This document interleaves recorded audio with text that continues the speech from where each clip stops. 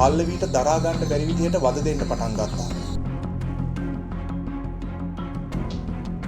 දරුවෙක්ව ආරක්ෂා කරනවා වෙනුවට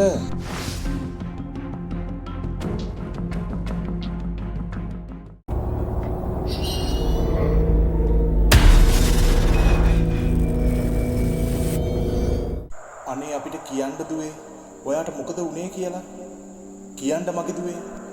ඒ විදිහට හඬා වැළපිලා දුක් වෙන්නේ තමන්ගේ දියණියගේ අවසන් මොහොත දරා ගන්න බැරි එයාගේ මව්පියන් දෙන්න. මේ කතාව එක ප්‍රදේශයක ජීවත් වුණ අවුරුදු 19ක ගොඩක් ලස්සන තරුණියක් වන පල්ලවීට අත්තුණු අතිශය අවාසනාවන්ත ඉරණම ගැනයි. පල්ලවී කියන්නේ හරිම දඟකාර hina වෙලා හිටපු නර්තනයට ගොඩක් දැස්ස කෙල්ලෙක්. එයාට තිබුණේ එකම හීනයයි. ඒ හොඳින් ඉගෙනගෙන රැකියාවක් කරලා තමන්ගේ අම්මවයි තාත්තවයි සතුටින් තියෙන එක. එයා රජයේ විද්‍යාලයක ඉගෙන ගනිමින් හිටියා. හැම දෙයක්ම හොඳින් සිද්ධ වුණා. ඒත් එක අවස්ථාවක් ආවා පල්ලවීගේ මුළු ලෝකයම උඩු යටිකුරු කරපු. එයාගේ පන්තියේම හිටපු හර්ෂිතා කියන ශිෂ්‍යාව කිසිම හේතුවක් නැතුව පල්ලවීට නවක වදය දෙන්න පටන් ගන්නවා. පස්සේ මේකට තවත් ශිෂ්‍යාවන් දෙන්නෙක් එකතු වෙනවා. ඒත් ගැහැණු ළමුන් දෙදෙනෙක්. මේ තුන්දෙනා එකතු වෙලා සැප්තැම්බර් මාසයේ ඉඳන් පල්ලවීට දරා ගන්න බැරි විදිහට වද දෙන්න පටන් ගත්තා. නමුත් මේ හැම දෙයකටම වඩා පිළිකුල් සහගත දේ උනේ ඇගේම විද්‍යාලයේ මහාචාර්යවරයෙක් වුණ කුමාර කරපු දේ. ගුරුවරයෙක් විදිහට දරුවෙක්ව ආරක්ෂා කරනවා වෙනුවට කුමාර පල්ලවීව විවිධ තැන්වලදී වැරදි විදිහට ස්පර්ශ කළා. ලිංගික හිරිහැර කරන්නත් උත්සාහ කරලා තිබුණා. පල්ලවී මේ දේවල් දරාගෙන හිටියේ ලොකු බියකින්. මේ අසාධාරණය ගැන පල්ලවී තමන්ගේ තාත්තට කියනවා.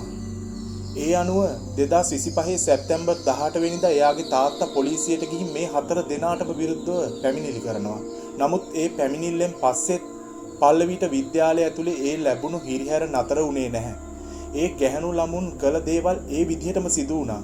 ඒ වගේම මහාචාර්යවරයාගේ ලිංගික කරදරත් ඇයට අඩුවක් වුණේ නැහැ. ඇත්තටම විද්‍යාලය ඇයට අපායක් වුණා. පල්ලවී දැඩි මානසික පීඩනයකට ડિප්‍රෙෂන් තත්ත්වයටපත් වුණා. ඇය නිතරම ඇඬුවා. මට ආයේ විද්‍යාලයට යන්න බෑ කියලා කෑ ගැහුවා. මේ බය සහ පීඩනය නිසා පල්ලවීගේ සෞඛ්‍ය තත්ත්වය ගොඩක් නරකට හැරුණා. අන්තිමේදී එයාව රෝහලකට ඇතුළත් කරන්නත් සිදු වුණා. මිය යන්න කලින් දවසේ ඇය රෝහලේ ඇඳේ ඉඳගෙන වීඩියෝවක් කරනවා. ඒ වීඩියෝවේ ඇය ගොඩක් බය වෙලා අඬමින් Tamanට වද දුන්නු ඒ හතර දෙනාගේ නම් හෙළි කරනවා. ඒ ඇය ලෝකයට ඉතිරි කරපු අවසන් හඬයි. 2025 දෙසැම්බර් 26 වෙනිදා පල්ලවී මේ ලෝකයෙන් සමු අරගන්නවා. පල්ලවී මිය ගියාට පස්සේ ඇගේ මේ වීඩියෝ එක සමාජ මාධ්‍ය පුරා ලැබුගින්නක් වගේ පැතිර යනවා. පොලිසිය දැන් මේ හතර දෙනාට විරුද්ධව නඩු පවරා තිබුණත් ඔවුන්ට තවමත් නිසි දඬුවම් ලැබිලා නැහැ.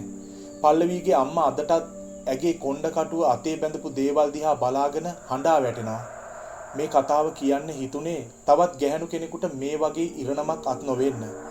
මං හිතන විදිහට මේ ටිකත් අහන්න. මේ වගේ දේවල් වලදී නිහඬව ඉවසන්න එපා. විද්‍යාලයකදී, රැකියා ස්ථානයකදී හෝ මගතොටදී ඔයාට මොකක්ම හරි හිරිහැරයක්, අයුතු ස්පර්ශයක් හෝ මානසික පීඩනයක් දැනෙනවා නම් මේ දේ කිසිම වෙලාවක පස්සේ හරියයි කියලා හිතලා නිහඬව ඉවසන්න එපා. විශ්වාසවන්ත කෙනෙක්ට කියන්න. ඔයාට මොනම හෝ කරදරයක් දැනුණ සැනින් ඔයාගේ මව්පියන්ට නැත්නම් සහෝදරයෙකුට නැත්නම් ඔයා විශ්වාස කරන ගුරුවරයෙකුට ඒ බව ඉක්මනින් කියන්න. පල්ලවී එයාගේ පියාට පැවසූ නිසාමයි මේ දේවල් ලෝකයට හෙළි වුණේ. ඒත් එයා ඒ දේවල් කියන්න පරක් වුණා. ඉවසගෙන හිටියා. එහෙම එපා. නවක වදය කියලා එක එකාට ඕන විදියට කවුරුවත් නටන්න ඕන නැහැ. සාක්ෂි එකතු කරන්න. ඔයාට යම් කෙනෙක් තර්ජනය කරනවා නම් නැත්නම් කරදර කරනවා නම් පුළුවන් හැම අවස්ථාවකම ඒ ගැන සාක්ෂි, මැසේජ්, රෙකෝඩින් නැත්නම් ඒ ළඟ ඉන්න වෙනත් අය. ඔයාට ඒ වෙනුවෙන් කරන්න පුළුවන් හැමදේම කරන්න. බයේ ගැහි එක එකාට ඕන විදියට නවක වදේ කියලා බිම බලාගෙන ඉන්න එපා. ඔබ තනි වෙලා නැහැ. ඕනම ප්‍රශ්නයකදී ඔයා තනි වෙලා කියලා හිතලා අධෛර්යමත් වෙන්න එපා. නීතිය පිහිට පතන්න. එහෙම බැරි නම් උපකාරක සේවාවන් අමතන්න. ඒවට පසුබට වෙන්න එපා. අනිත් කෙනාට ගරු කරන්න ඉගෙන ගන්න ඕන. නවක වදේ කියන්නේ විහිළුවක් නෙවෙයි. ඒක තවත් කෙනෙක්ගේ ජීවිතයක් විනාශ කරන අපරාධයක්. ඔයත් තව කෙනෙක්ව අපහසුතාවයට පත් නොකරන්න වග බලා ගන්න. මතක තබා ගන්න. ඔබේ ආරක්ෂාව සහ ඔබේ ගෞරවය හැම දෙයකටම වඩා වටිනවා. කිසිම කෙනෙකුට ඔබේ හීන විනාශ කරන්න ඉඩ දෙන්න එපා.